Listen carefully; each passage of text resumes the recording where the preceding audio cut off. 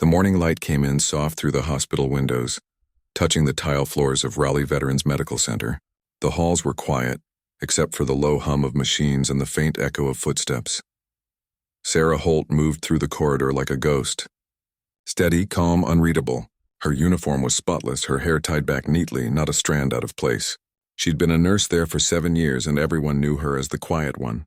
Polite, dependable, and serious. Too serious. "Morning, Sergeant Serious," one of the younger nurses, Kelly, whispered as Sarah passed the nurses' station. The others snickered. Sarah didn't flinch. She'd heard that nickname before. She just gave a small nod, placed her clipboard down, and started checking patient vitals. Nobody really disliked her. They just didn't understand her. She was disciplined, never gossiped, never joined in small talk, never laughed at the crude jokes that floated through the ward. She didn't wear makeup, didn't talk about family or friends. She was always just there, solid as stone. And in a world that liked loud personalities, her silence made people uneasy. Dr. Mason, the head physician, often rolled his eyes when she corrected him quietly about a dosage or a procedure. "You might have been a field nurse once, Holt. But this isn't a battlefield," he'd say with a chuckle. Sarah would just respond, "You're right, sir," and return to her rounds. But deep down she knew better. Every place could become a battlefield, in a heartbeat. That afternoon, the hospital television was tuned to the local news. A prison transport van had crashed 20 miles away. 2 guards were injured. Several inmates had escaped into the surrounding woods. The report mentioned that some of them were armed and dangerous. Kelly leaned over the counter, wide-eyed. "That's like near here, right?" Dr. Mason shrugged. "Yeah, but they'll catch them before they get anywhere close." Sarah paused, eyes narrowing at the screen.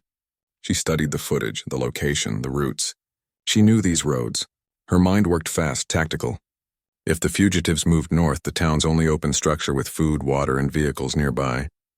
Was this hospital? She took a quiet breath. "Do we have a security briefing today?" Mason raised an eyebrow. "Security briefing? This isn't Fort Bragg, Holt. We've got 2 guards and a camera that barely works." Sarah said nothing, but she felt the old instinct stir, that low, sharp hum in her chest that told her something was coming. Later that evening, as dusk settled over the small town, the hospital's generator flickered. A storm was rolling in, heavy clouds, wind against the glass. Sarah walked to the break room, poured herself some coffee, and stood by the window. Lightning flashed. For a split second, she thought she saw movement near the outer fence. A shadow, then another. She blinked. Maybe it was the wind. Then again. Her gut never lied. At 8:03 p.m., the intercom crackled. "Attention, staff. We are experiencing temporary power fluctuations due to the storm. Please remain calm." Sarah looked around. The lights dimmed. A nurse gasped. Someone dropped a tray, then boom. The building went dark. The emergency lights flicked on in a red glow. Alarms started wailing. "What's happening?" Kelly cried. Sarah didn't hesitate.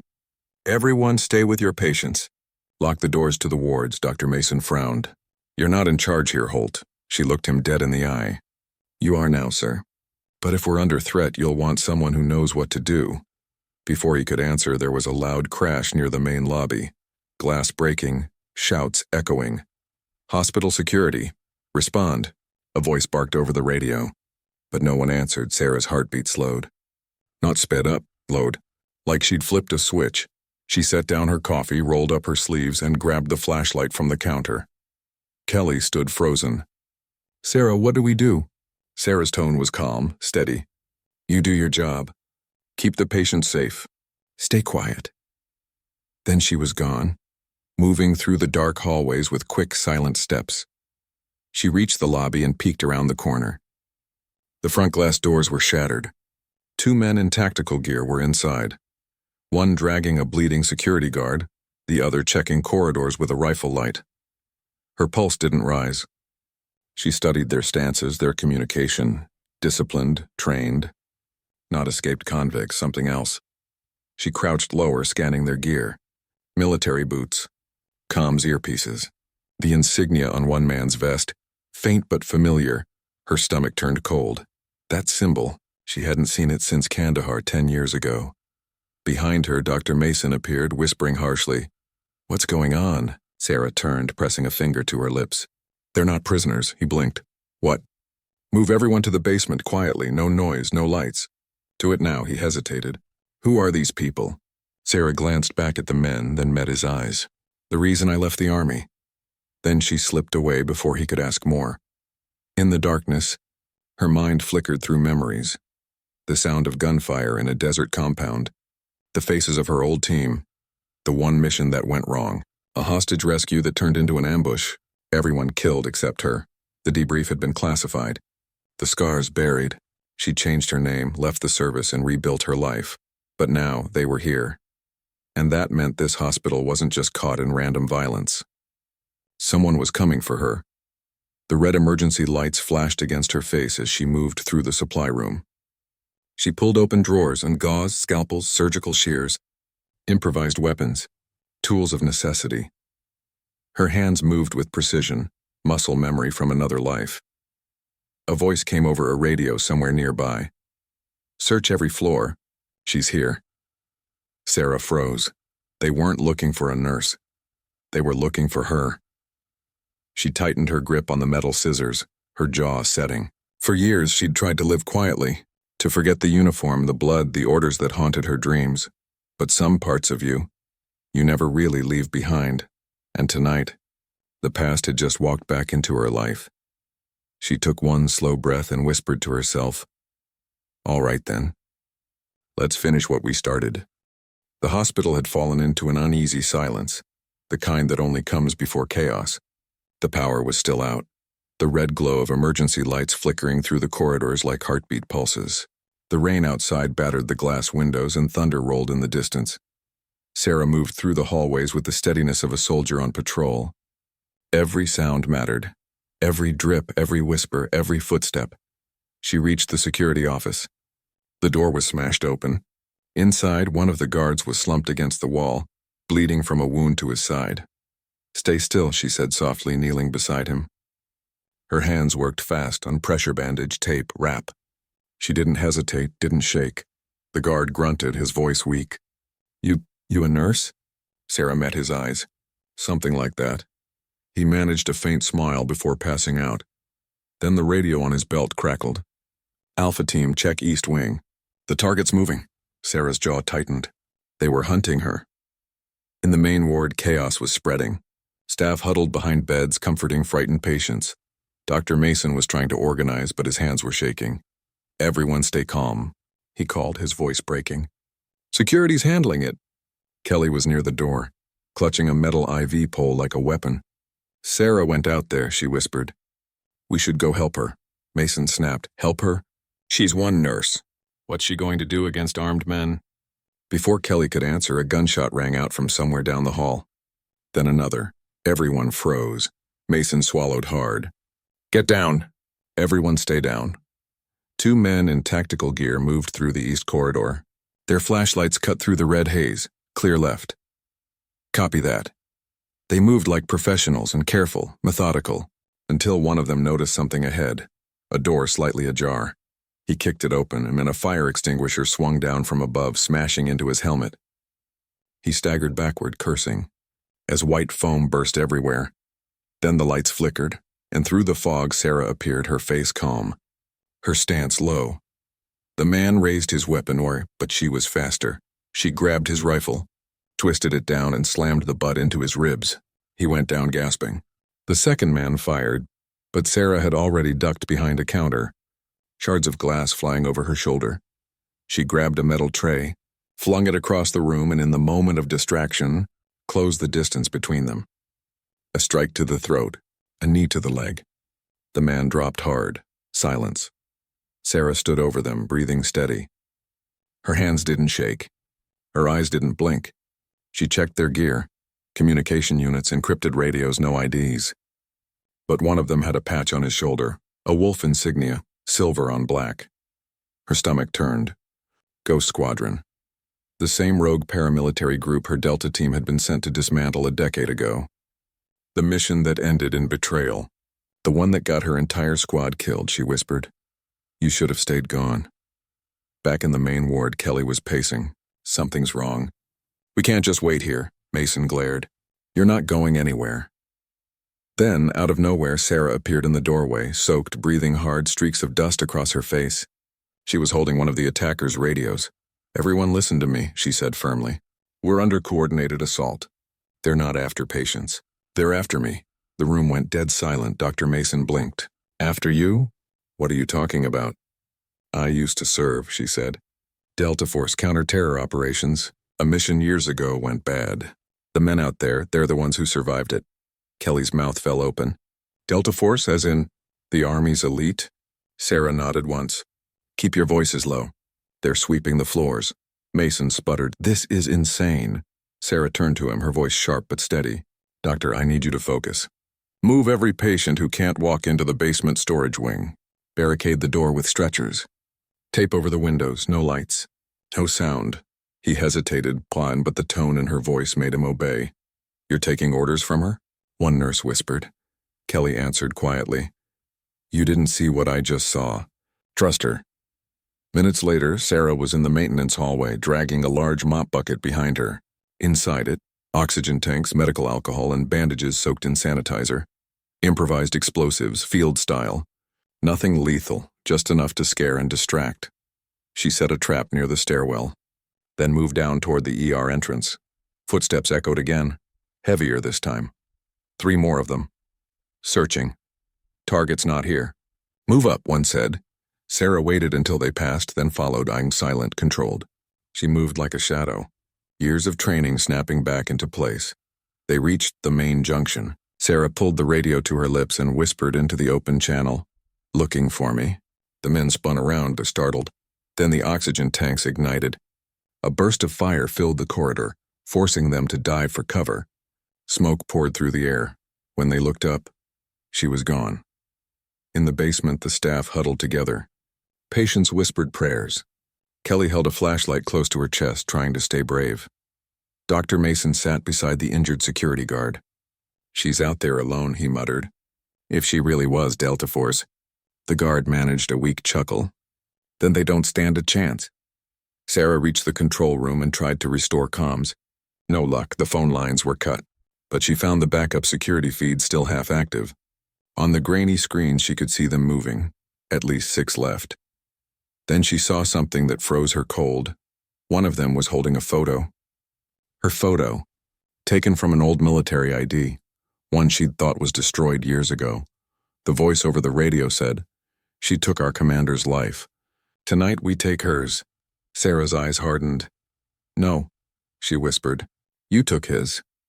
She had finally pieced it together, and the ambush in Kandahar wasn't just bad luck. It had been a setup, and these men were the ones who'd sold them out. Now they were here to finish what they'd started.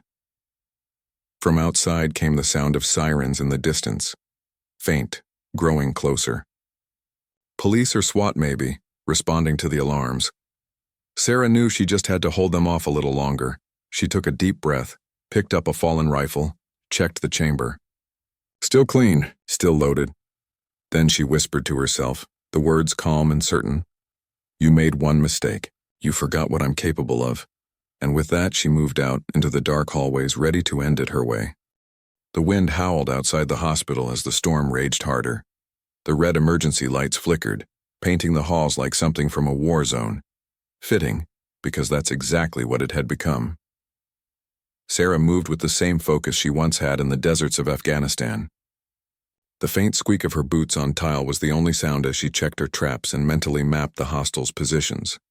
They had the numbers, but she had the terrain and the experience. Basement level, 9:42 p.m. Dr. Mason and Kelly had gathered every patient they could into the old storage wing. The air was thick with fear and disinfectant. Every creak in the building made someone flinch. Kelly whispered, "Shouldn't we do something? Help her?" Mason shook his head. "You don't help a Delta operator. You stay out of their way." The security guard, barely conscious, gave a pained laugh.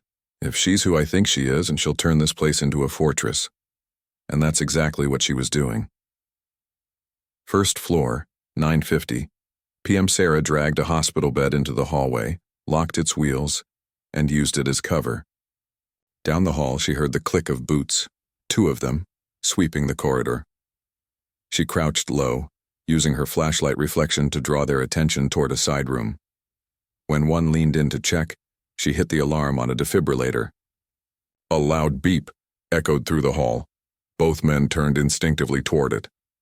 Sarah moved, fast, silent, surgical, a knee to the spine, a forearm choke, a sweep that sent one crashing into a glass panel. The second man raised his gun, too slow.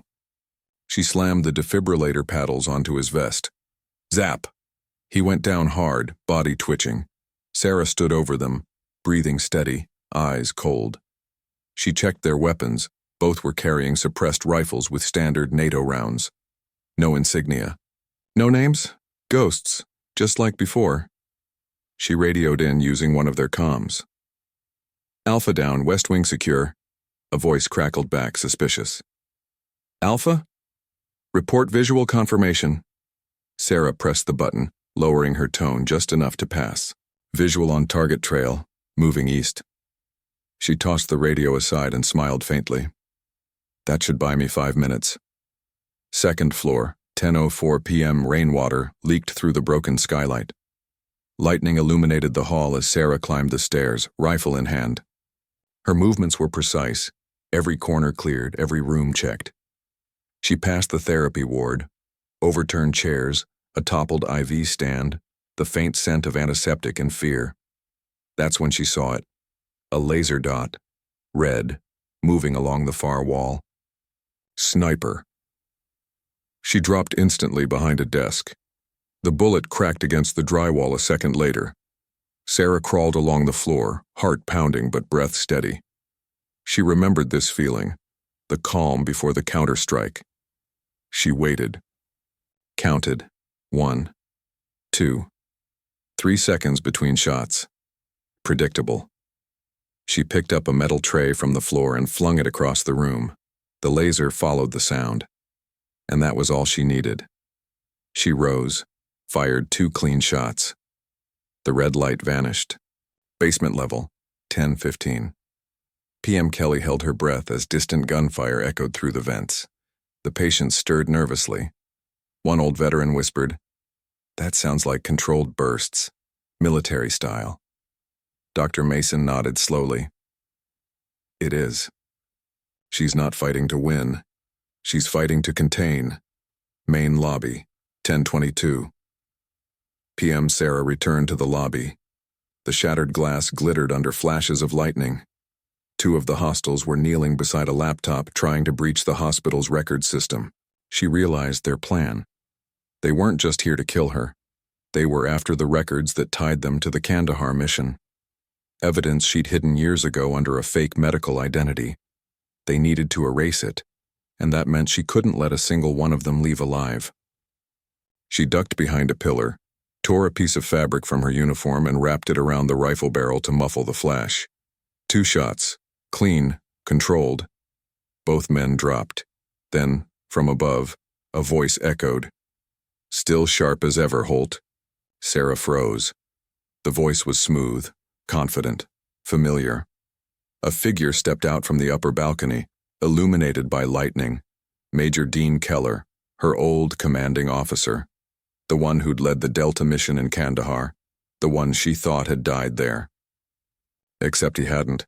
He'd switched sides. Keller smirked down at her. "You always were too smart to die easy." Sarah raised her weapon. "You betrayed your team?" He laughed softly. "Betrayed? No, I adapted. We were disposable, Sarah. You, me, all of us. But the ghosts offered something better." His men began closing in from the sides, rifles raised. Sarah's pulse slowed again. She checked her surroundings. 2 hallways, a reception desk, a wet floor sign. And behind her, the oxygen tanks she'd stashed earlier. She took a slow breath. "You never learned, did you, Major?" He tilted his head. "Learned what?" "That I don't miss twice." She fired once at the tank valve. The explosion tore through the lobby in a roar of fire and debris. Smoke filled the air. Glass shattered. The lights went out completely. When the dust settled, Keller was gone, but so were half his men. Sarah coughed, ears ringing, and stumbled behind cover. Her shoulder burned from shrapnel, but she kept her grip tight on the rifle. Then she heard him over the radio again, voice rough but alive. "You can't run forever, Holt. You're still the loose end." Sarah smiled grimly, blood streaking her cheek. "I'm not running. You are." 10:47. PMS Watt sirens were growing louder now, closer. She had minutes left to end it. She made her way toward the ICU wing, the last active corridor. Through the cracked door, she saw Keller limping, clutching his arm, directing his last two men. He was still trying to find the hard drive. The U. One she'd hidden years ago under an alias in the patient system. She stepped into the light. "Looking for this?" she said, holding up a flash drive. He froze. His eyes went wide. "You kept it?" "Of course I did. It's proof of what you did to our team." Keller raised his gun. But before he could pull the trigger, she tossed the drive into the flames spreading across the floor. It melted instantly.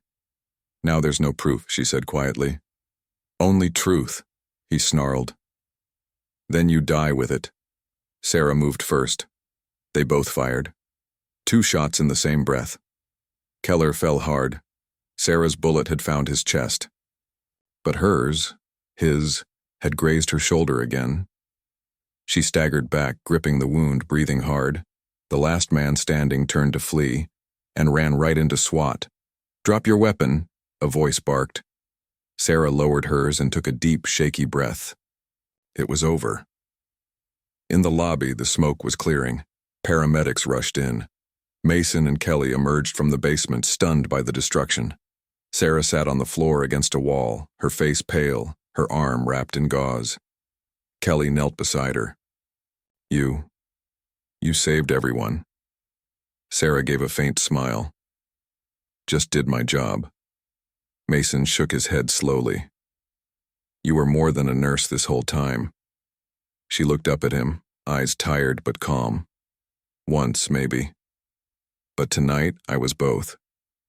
The sirens faded into the distance as dawn began to break through the storm clouds, and for the first time in 10 years, Sarah Holt finally stopped running from who she was. The storm had passed. Dawn's pale light spilled through the shattered windows of Raleigh Veterans Medical Center, illuminating the destruction. Broken glass, scorched tiles, and the acrid smell of smoke mixed with antiseptic. Sarah Holt sat on the lobby floor, one arm wrapped in a bandage, breathing steady despite the exhaustion. Around her, SWAT officers secured the building. Paramedics tended to the wounded. Hospital staff emerged from the basement, blinking at the chaos like deer caught in headlights. Dr. Mason approached slowly, his face pale but resolute. I don't know what to say." "You don't have to," Sarah said softly. Her voice was calm but carried the weight of every sleepless night, every memory of loss, every mission she'd left behind. Kelly knelt beside her, eyes wide. "All this time, you never said." "Nobody knew. You saved us all." Sarah gave a small nod. "Nobody needed to know. Until tonight." Outside, officers were taking statements from the attackers. Keller's body had been removed and the remaining men were in custody. As Sarah walked past the rubble, she caught a glimpse of herself in a cracked glass panel. The reflection staring back wasn't just a nurse. It was someone who had survived impossible odds, who had faced betrayal and danger and had refused to back down. The patients had been evacuated safely. Some clung to their loved ones. Others whispered prayers of thanks. But no one clapped, no one cheered. They just stared at her. Awe, relief, disbelief. A young officer stepped up, saluting automatically. Sarah tilted her head politely. She'd been through far too many salutes in far too many hostile lands to react, but the gesture was enough to remind her of the line she had once walked, the thin line between soldier and civilian, duty and life. In the staff room, Dr. Mason gathered the team. "Everyone, you've all been incredible tonight," he said, voice cracking slightly. "But someone deserves more than words. Someone saved this hospital. Sarah Holt." The room went quiet. No one moved. Sarah, used to the quiet, spoke first. "It wasn't me alone. Everyone stayed calm. Everyone did their job. That's why we're all alive. Kelly stepped forward, eyes glistening. No, it was you. You organized us, fought them, risked your life. And you never asked for recognition. Sarah looked at her, almost smiling. Some things aren't about recognition. They're about survival. About doing what's right, even when no one believes you can.